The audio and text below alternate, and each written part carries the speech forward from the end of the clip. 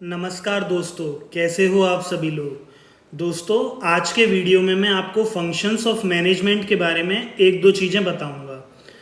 देखिए दोस्तों, हमारे 5 फंक्शंस होते हैं जिसमें हमारा सबसे पहला फंक्शन होता है प्लानिंग। जरा सा ऑर्गेनाइजेशन के कॉन्टेक्स्ट में प्लानिंग को समझते हैं। देखिए दोस्तों, किसी भी ऑर्गेनाइजेशन को अगर सक्सेसफुल होना है तो उसे अपने हर काम को प्लान करके चलना पड़ेगा और ऑर्गेनाइजेशन के अंदर प्लानिंग बहुत ही ज़्यादा इंपॉर्टेंट होती है और पहला फंक्शन भी होता है ये मैनेजमेंट का। प्लानिंग में होता क्या है बेसिकली दोस्तों, प्लानिंग में हम ऑब्जेक्टिव्स या गोल वगैरह अपना डिसाइड करते हैं, ठीक है। और ये जो चीज़ें डिसाइड हो रही हैं ये एडवांस में ही डिसाइड कर ली जाएंगी। जैसे कि नाम में ही लिखा है प्लानिंग, तो प्लानिंग में आप पहले से ही एडवांस में डिसाइड कर लेते हैं कि आपको क्या करना है, कैसे करना है, कब करना है और कौन करेगा। That means planning means deciding in advance what to do, how to do, when to do and who is going to do. जरा सा इस डेफिनेशन को डिटेल में समझते हैं। जैसा कि हमारी पहली लाइन कहती है, planning means deciding in advance, पहले से ही डिसाइड कर लेना। मान लेते हैं आप 2021 में हैं और 2022 के लिए अपनी ऑर्गेनाइजेशन के लिए कुछ प्लान कर रहे हैं, ठीक है। एडवांस में आपने डिसाइड कर लिया, 2022 की चीज़ जो है वो 2021 में ही आपने डिसाइड कर ली। क्या करेंगे, आप ये करना चाहते हैं कि आप अपने ऑर्गेनाइजेशन में मोबाइल की सेल जो है वो 20% बढ़ाना चाहते हैं पिछले साल की तुलना में, ठीक है। व्हेन टू डू, आप 2022 में ये काम करना चाहते हैं। कैसे करेंगे ये 20% की जो सेल बढ़ने की बात हो रही है वो कैसे बढ़ाएंगे। आपने सोचा क्यों ना आप अपनी ऑर्गेनाइजेशन का tie up e commerce websites के साथ कर दें। ई कॉमर्स वेबसाइट्स जैसे कि फ्लिपकार्ट और अमेजोन, आप जानते हैं यहाँ पर ये वेल रिनोन्ड साइट हैं और यहाँ पर कस्टमर बेस जो है काफ़ी अच्छा है, तो यहाँ से भी हम काफ़ी ज़्यादा कस्टमर्स को अपने मोबाइल वगैरह को बेचने के लिए इंस्पायर या कर सकते हैं। तो यहाँ पर हम उन लोगों के साथ टाई अप करेंगे और कुछ ऑफर भी दे सकते हैं, जैसे कि आप अपने पुराने फ़ोन के बदले में नया फ़ोन एक नई रेट पे पा सकते हैं। ये आपका हाउ टू डू हो गया। ये काम करेगा कौन। वैसे तो दोस्तों ये पूरा काम जो है वो पूरी एक ऑर्गेनाइजेशन का काम है, लेकिन इसमें जो मार्केटिंग डिपार्टमेंट का रोल है काफ़ी ज़्यादा मेजर रोल है, बढ़ जाता है ये रोल। आशा करता हूँ ये प्लानिंग वाला फंक्शन आप समझ गए होंगे। अगला फंक्शन आता है ऑर्गेनाइजिंग।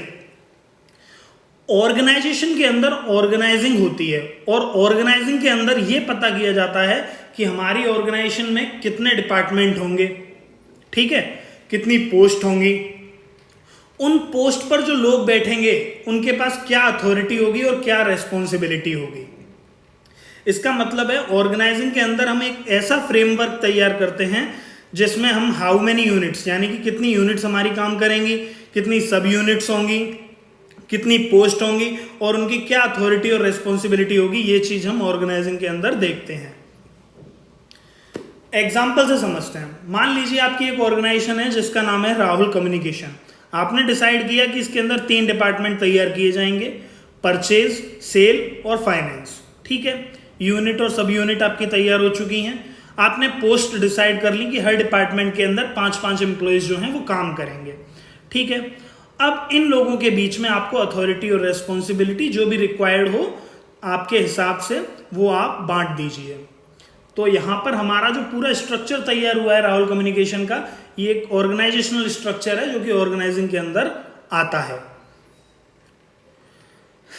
देखिए दोस्तों, हमारे पास डिपार्टमेंट्स वगैरह की संख्या मालूम पड़ गई, हमें कितने लोगों की ज़रूरत है वो मालूम पड़ गई।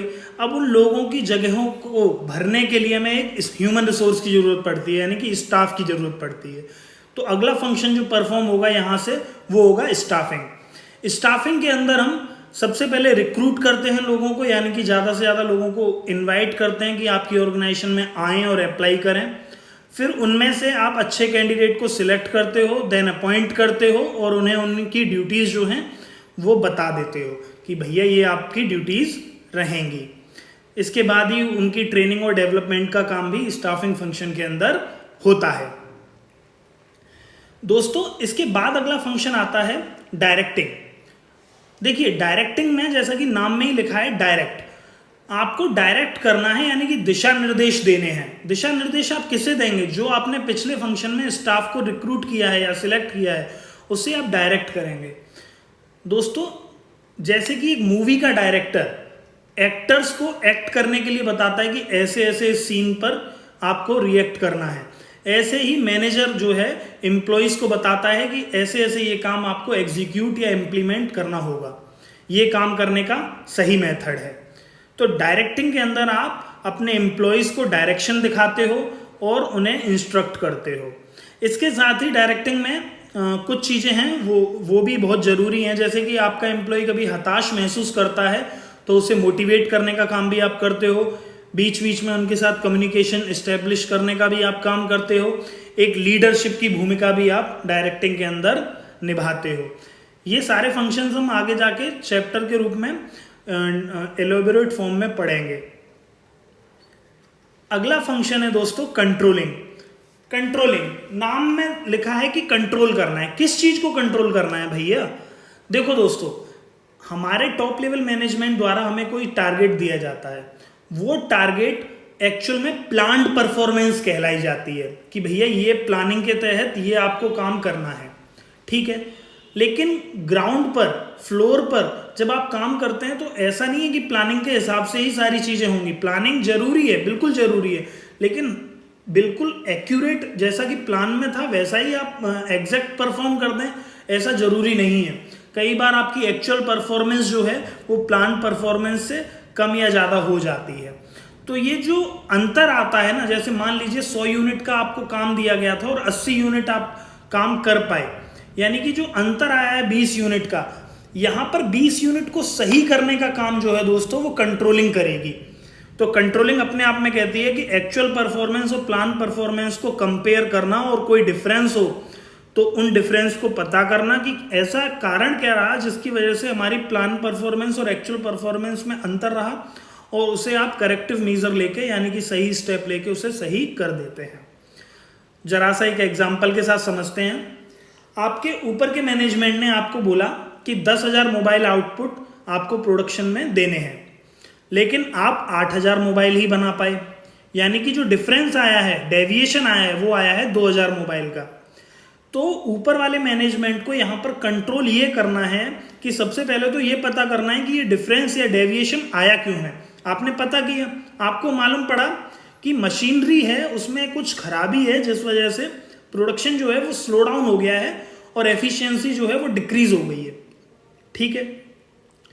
अब ये जो चीज आपने पता की है, इस चीज को सही करने का काम जो होता है उसे बोलते हैं करेक्टिव मेजर लेना, यानी कि आप रिपेयर करा देते हैं उस मशीन को और वो चीज जो है सही हो जाती है और आप एक्चुअल परफॉर्मेंस को प्लान परफॉर्मेंस से मैच करने की कोशिश पर आ जाते हो।